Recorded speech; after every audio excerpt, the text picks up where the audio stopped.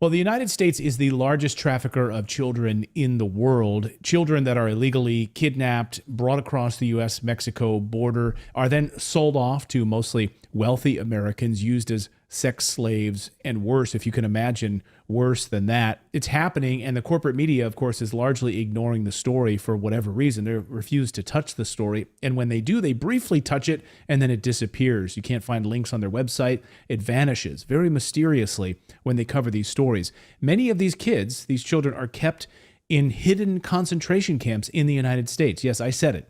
Hidden concentration camps in the United States. We showed you one of these facilities a few months ago here on Redacted, a Walmart facility, a former Walmart facility in Brownsville, Texas, that is holding hundreds, if not thousands, of children before they are sold off. A whistleblower who worked at one of these facilities, MVM is the name of the facility, has come forward to expose all of this. Carlos Ariano is a former U.S. immigration contractor, and he joins us now. Carlos, welcome to the show, and thank you for coming forward to share your story. No, thank you for having me. It's like you said, when it comes to child trafficking, there's so much evil behind it that people don't want to touch the story, and if they do touch it, they touch it briefly. And it just goes to show you how much evil there is behind it, that it holds that much power over people that it's kept in the dark. And hopefully we can expose this story. We can shine a light on it today. So anyone watching this, hopefully you can share this story out, share it with people who can spread it around to try to put an end to this awful, awful crime against humanity that's happening in the United States and around the world. So, Carlos, before we dive into some more specifics of this, can you just give us, our audience, a background as to what exactly you did working as an immigration contractor and this company? Is it a government company relationship as a U.S. government contractor, or was it separate from the U.S. government? So the way it works is the U.S. government is washing their hands, keeping their hands clean by going out and handing out massive contracts to organizations that they like to call NGOs, non-government organizations. And these NGOs, they will get contracts for food services, for laundry services, for educational services for the illegal immigrants. Everything under the sun that you can think of, everything that we have to pay for, they will hand out $100 million contracts to give these services for free to the illegal immigrants. And the company that I work for specifically, their job is they hold the largest contract to move children around the United States of America. So my job was to move children from point A to point B. And my job was to pick children up at the border and then move them to their sponsors. I've been to every state that you could name. I've been there. I've been to North Dakota, Vermont, Florida, dropping kids off, all of them, and New York City and Florida, the most popular ones. New York State and Florida. And the other job that I did, I've done this immigration work my whole life, but two main jobs that stick out the most is I was part of the management team. I helped ran the largest migrant hotel in New York City, the Row NYC, where I had to look over 5,000 migrants in the heart of Times Square, a block away. And my job was to, whatever these migrants wanted in New York City, whether it be spicy food, non-spicy food, or laundry services. We got laundry services for them. We had Uber services for them. If a migrant in New York City came to me and said, I want to go here in New York City, I want to go here in Brooklyn, but we're in Manhattan, my job was to get a Uber for them and things of that nature. How did they have so much power? I mean, a migrant in New York City, was this a person responsible for the trafficking, or were these are people that had come across the border and you were providing sort of, luxuries for them? Can you explain that? Well, the way it works is it's separate NGOs. So the one I escorted children for and the one I worked for in New York City are two separate Okay. companies. But the thing that people miss here is, for example, people think it's Governor Abbott who's sending all these people on buses to New York City. And it's not just Governor Abbott. Governor Abbott can account for like 15-20% of the people. Because if you look at the numbers that the state of Texas provides, it's about, they've bussed over about 30,000 people maybe to New York City, but New York City has about 80,000 people currently in their system. So the rest of these 50,000 people are going to NGOs like Catholic Charities at the southern border. And I think Ann talked about Catholic Charities, Ann and Michael. So Catholic Charities, bus tickets, airplane tickets, all on the federal taxpayer money to get these illegal immigrants from the border to New York City. So a lot of these illegal immigrants are finding their way through federal taxpayer money from the NGOs to get around the country. But the thing is, they want you to believe that it's Governor Abbott. Governor Abbott is busing people, but it's nowhere near the same numbers that these federal taxpayer funded NGOs are moving people across the country. And so the federal taxpayer funded NGOs are bringing these migrants. We'll get back to the children part of this in a second. But for instance, in New York City, bringing these migrants to New York City to live in this, I guess, a hotel. By the way, New York City, Times Square, I used to work at Fox News, 1 block away from where you're talking about, right there in Times Square, right there next to, like a block away from major news organizations, the Today Show, all of the major media, ABC News, all of them a block away from where this is happening, and total radio silence on this. So when they're at these hotels in New York City, what are they doing? Are they children? Are they adults? And then what happens to them? So my hotel was a family hotel. So I had families spread across 28 floors. So from floor 1 all the way up to 28th floor is full of illegal immigrants of family units. But the thing is, they don't do anything all day. You talk to these people, they're not in a rush to leave. They're not in a rush to get out. So that's what my concern was me being familiar with the way these government contracts work. I would tell these people, hey, I'm looking out for you. If you have a family member who can help you out and wants to take you in, my advice to you is take them up on it, because one day this hotel will close down and they're just going to toss you out to the street and you're not going to have anywhere to go. So please, if I'm saying this in a good way, I'm not in a bad way, I'm looking out for you, you got to go. But the thing is, these people would not take me seriously, because Mayor Adams had no rush to push people out.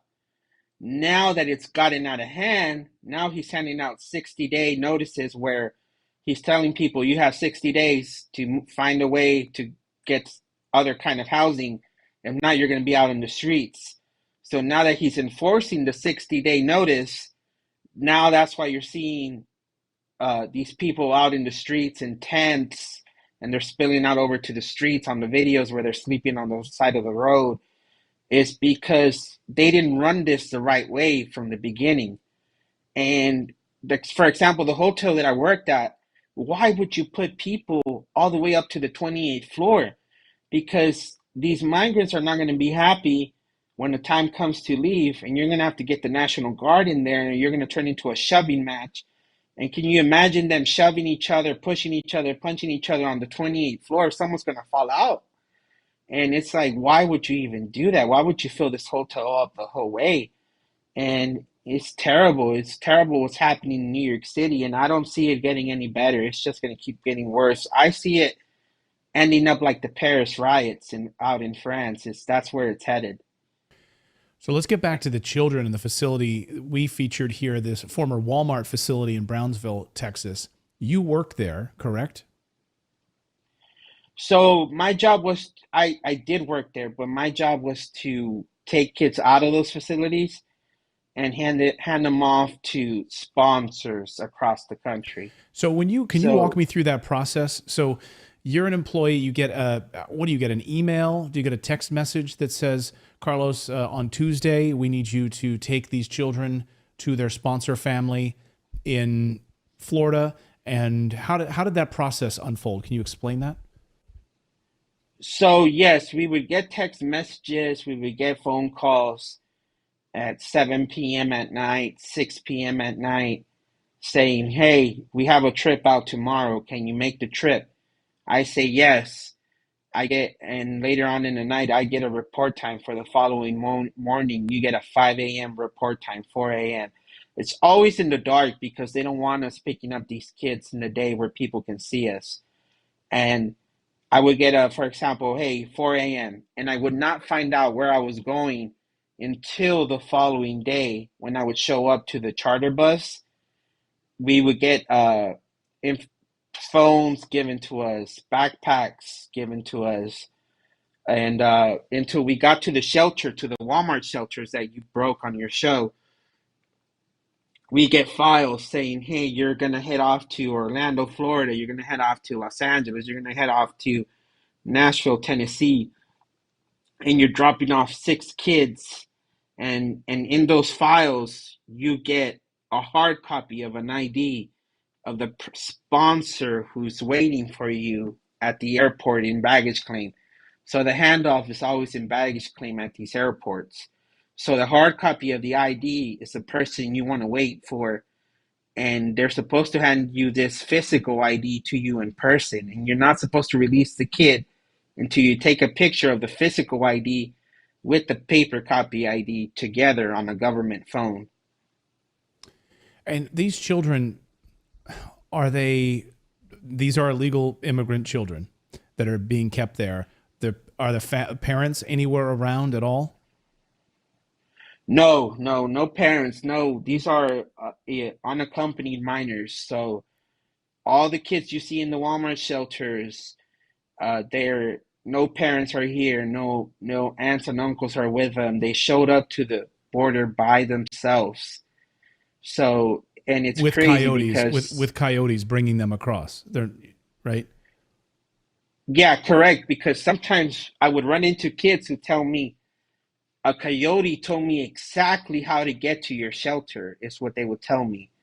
They told me how many steps to walk north of here, where to turn, and they told me to, if I run into any border patrol agent, to say that I'm a minor, that I'm underage, that I'm gonna run into a building, a shelter, a Walmart type of shelter that's gonna have food for me, that's gonna have laundry services for me, and it would get so suspicious because the kids were being told by the coyotes exactly the way an NGO runs a Walmart shelter. And it gets you thinking, how the hell do coyotes know the system on this side, you know? Because they're supposedly only on the Mexico side and they're not from the US, these coyotes, and they're not government employees. So how do they know what to expect in the shelter? It's insane. And the other insane part is these Walmart shelters also have babies. I've escorted myself. I can personally myself say I picked up a baby that's 5 months old, 8 months old, 4 months old, and escorted them to a sponsor. And how the hell do you realize who a sponsor is for this child when they can't even talk? So who are? That's awful. The whole thing is awful. But who are these sponsors then? I know some reports are that these are mostly, at least in Florida, from reports I've heard, wealthy Americans who are getting the paying for these children. But first of all, who are these sponsors? Do you when you interact with them, are they? Is there a representative for the sponsors that you're meeting face to face, or is it the sponsor his or herself who is meeting you face to face? The sponsor is supposed to be meeting me face to face because their ID is the one that I can only accept. So they're supposed to be at the airport, but a lot of the times it does not happen. And and these sponsors are supposedly family members. They can be an aunt or an uncle. They're supposedly a stepmother. They're supposedly a stepfather. They're supposedly a sister or a brother or a cousin. Sometimes they're even family friends. But it's like, how do you prove that this is a family friend? Or how do you prove this is a cousin when you don't even do DNA testing anymore at the border when it comes to the current administration. And how are you? So these people are just calling up and saying, "Hey, yeah, that's my cousin," and that's it. I'm willing to take him in. And you, as an employee, I mean, correct me if I'm wrong, but I think you thought you were reuniting families up until you didn't. Like, what was the moment you decided, wait a second, I need to blow the whistle on this. This is not what I thought it was. So yes, you get into this type of work because you think you can make a difference. You think it's these kids who are, and they have been through a lot, but you want to help them out and make them smile by buying them a snack at the airport, a toy at the airport, because children are innocent. No matter what, children, they don't know what they're doing, and they should be kept out of issues that are tearing our country apart. So you try to make their day better, but then I started hearing horror stories from my coworkers. My coworkers used to tell me my child that I escorted was crying because they said that they did not know the sponsor that I was taking them to. And they were telling me, "Please, sir, I don't want to go to the sponsor. I don't know them." They at the campsite where I was, at the Walmart shelter where I was, they told me that I supposedly know the sponsor, that the sponsor is supposedly my uncle or my aunt, but I've never met him. I don't remember. And my coworker would say, "But I don't care. I still handed the child off, even though the child was crying, because I wanted to go out and party." And the reason why my coworker says that is because once we had the child off, we're allowed to go have our own thing. If we're in Los Angeles and we hand the children off at the airport, we're allowed to go out into the city because our flight doesn't happen until the next day, our return flight. So the rest of the night we're free.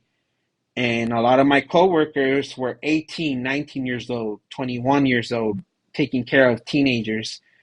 And their main worry was, "Oh, man, I want to go to the bar already. I want to go to a concert that's happening in downtown LA, but the sponsor is taking forever, or this child is crying, and I just want to hand them off." So they would hand the children off, even though they were showing signs of, "I don't know the sponsor."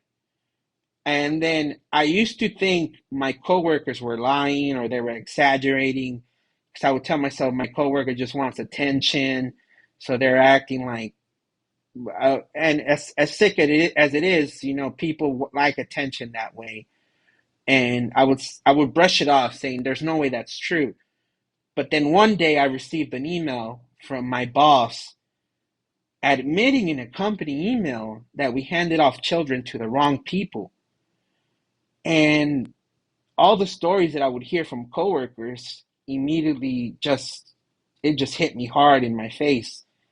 And I had a big panic attack and I couldn't breathe. And the reason why is because I also would get stories from kids where a child wouldn't want to talk. And when I would get to the sponsor would tell me he's not talking because his sibling was with him and she got raped in Mexico and she got murdered in Mexico as well.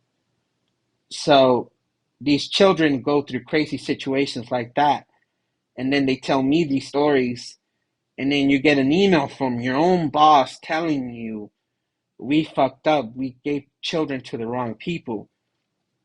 And the reason why it's so sickening is because in my office alone, there was about 300 of us, 200 to 300 of us. I would say at the most 400 employees. And each one of us can sometimes have 6 kids, 8 kids at a time. And the word around the company was that the boss had found records of us handing off kids to the wrong people for an entire month. So each day there's escorts going out. So that's thousands of kids for an entire month that were handed off to the wrong people. And could you just imagine a company that's working for the government admits in an email to "we gave kids to the wrong people"? You just lose your entire faith in the company and the system, and it's like, what am I doing here? I can't be part of this anymore. So that's why I decided to speak out, because the company themselves admitted we're trafficking kids. And it's all happening right in front of our eyes, and the United States government is funding it. So these facilities, they're making their money from the United States government. And so if you drive up to this, like one of these Walmart facilities, you'll be met with guards at the gate, right? I mean, guards that are telling you, you're not allowed to come in here. Then how many kids are we talking about are at these facilities like this, these former Walmart facilities? Are we talking hundreds, thousands? Well, the Walmart that was shared on your show, uh, I think you guys shared it, Yeah. or you guys talked about it, was that's about 1,500 to 2,000 kids. But that's not the only Walmart down here where I live. We have about four or five of them, And these are and each former Walmarts, right? So these are giant yes. facilities, former Walmarts that are housing these children. Are they like sleeping in cots and beds, and they're just there waiting to be? Is it right for me to say sold off to these people around the country? I mean, that's the best way to describe it, right? It's the best way to describe it. You're right to say that, because what just the way the company admitted in an email to, hey, transportation specialist, you're taking the wrong documents and you're giving kids off to the wrong people. It's an open world of possibilities of what's happening. And God bless Michael and Ann, because Michael, Ann, and then another gentleman by Ryan Matter from Live Free America TV and Muckracker.com. These are just some independent journalists who've come down here and have been exposing this whole thing. And when they came down here, they were met with aggressiveness. They were met with, we're going to call the police. You can't be here. You can't take pictures. And they have signs like it says media tour. You can request a media tour. But when Michael and Ryan and Anne would request a media tour, they were met with, "Oh, you have to go on the website. It's not available right now. Go on the website." It's just, if you have nothing to hide, why are you being so aggressive? It's so easy to let a reporter in there, walk around, and then leave.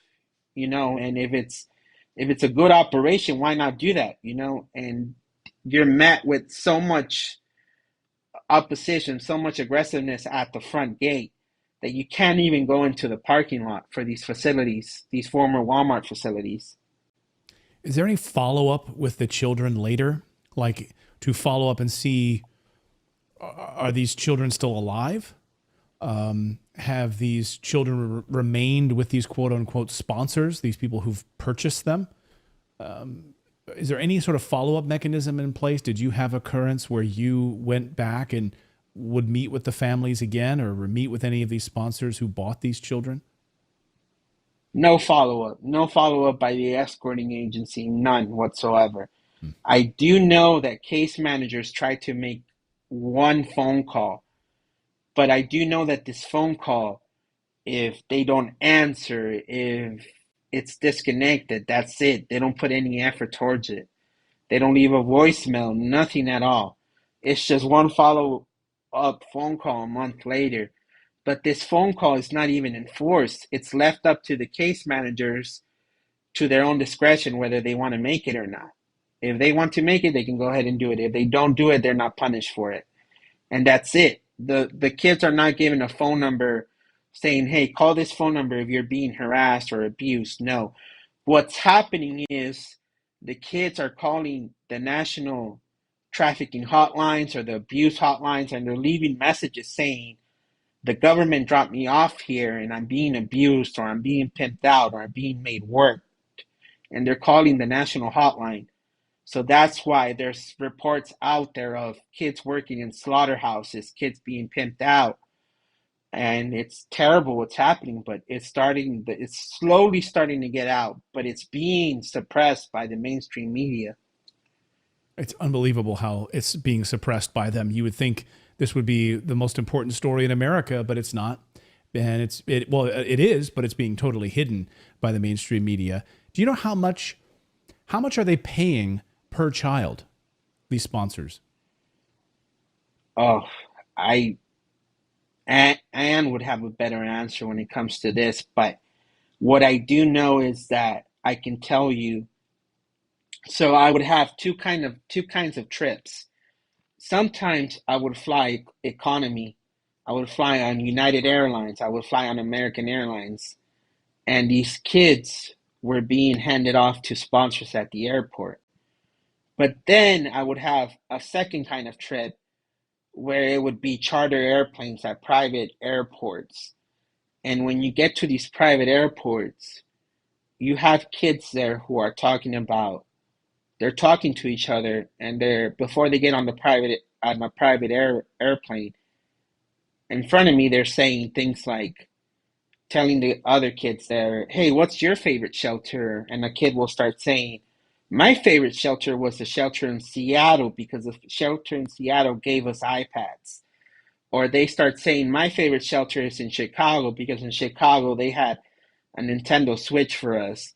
And I start thinking to myself, wait a minute, you're at the border and you ended up in the shelter in Chicago, you ended up in a shelter in Seattle, and somehow you're back at the border again in Texas at a private airport in El Paso, and now you're going back to the East Coast. What is going on here? You're just being shipped around the country from shelter to shelter, and then you're ending up back at the border, and then you're going back out. What is going on? Like this is strange. And then uh, the reason why I'm bringing these trips up is because I have this one terrible story where a kid came up to me once and he said, they like to call you teacher. So they said in Spanish, "Teacher, can you help me out?" And I said, of course, what's going on?" And he tells me, "I arrived at the border about a year and a half ago, and my sister was with me. But the last time I saw my sister was at a shelter in Chicago, Illinois. And my mom has not heard from my sister either. And she's going crazy because she hasn't heard from her in months. And there's been no phone call. And I don't know where she is at either. Can you help me?" And this system is so, excuse my language, but it's fucked up to the point where I don't know what it is that I can tell this child of, or how can I help him. All I can do is get him on the airplane, and you're going to another place in on the other side of the country where they're supposed to continue your case. But when we get to these places where they're supposed to continue their cases, it's at 3 in the morning, at 2 in the morning in the suburbs. And in these suburbs, it's when you knock on the door, it looks like a family home. You got family pictures on the inside. There's a lady who's just looks like she's cooking dinner, and there's kids running by, and there's toys scattered across the floor, and there's two cars parked out on the garage. And it's like, how is this a shelter facility when it looks like a family home, you know? And I had no way to fight it. It's just, this is the address, and I would drop off three kids from Central America, two female girls from the Middle East, and they would all stay at this home. And these trips were always in the middle of the night, and we would land in an airport in Orlando or in Jacksonville, Florida, drop off kids in Jacksonville, continue on in a charter bus or in a rental car, drop off kids in North Carolina, drop off kids in South Carolina, drop off kids in Georgia, come back to the private airport in Orlando, Florida, and then fly back to Texas. So I don't know how that sounds to you, but it's really shady. Well, shady is one nice way of putting it. Um, I'll get you out of here on this, Carlos, because you've been so gracious with your time.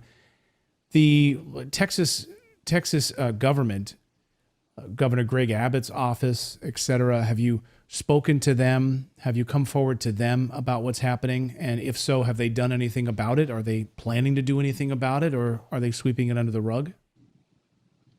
They're sweeping it under the rug. I've heard from nobody, and they're sweeping it under the rug because these facilities legally they're they're running by the law because they have state permits that they need to get. So the state of Texas know that these facilities exist. They don't exactly know like the name of these kids. They don't know exactly know the information, but they know they're there. But these facilities can't run without state permits. So I don't know if it's Governor Greg Abbott or someone in his administration, but they're aware and they're not doing anything about it. And I've heard from zero people from DC. No one from DC, no one from Texas. There are people who've promised, hey, we'll help you out to get you places to tell your story, but then they always fall through the cracks. And there's people currently working out there, good people trying to get me to tell my story more. But at this moment, no government, none, nothing, zero from the Texas government. And it's sad because you would think that they care, and honestly, they don't care because they haven't done anything about this.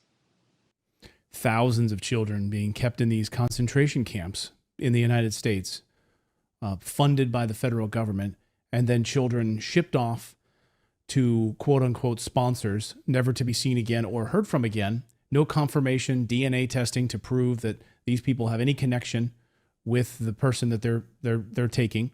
We've had multiple sources here on our show who say these children are being sold off as sex slaves, being used in sweatshops as slaves, as physical labor slaves, and the most horrible thing of all, which is organ harvesting.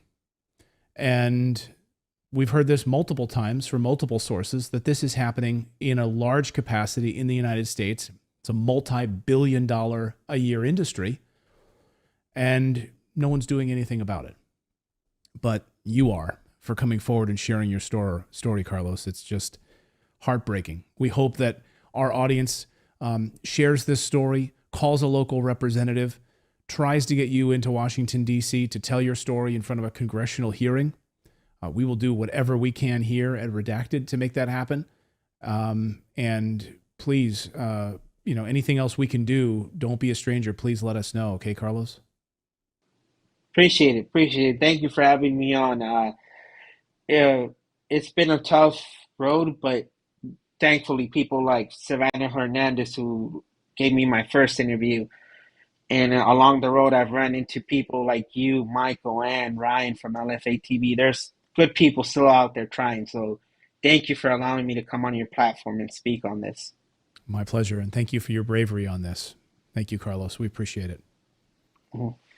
Have a good one. Thank you so much for watching this segment here at Redacted. We are live every day at 4 p.m. Eastern Time, trying to share the stories that the mainstream media will not cover. You should also come over and join our community of Redacted Rebels over at redacted.inc. That's our private locals community where we can share exclusive content that we simply cannot share here on YouTube. Come over and join the rebellion together right now by going to redacted.inc. We'll see you next time.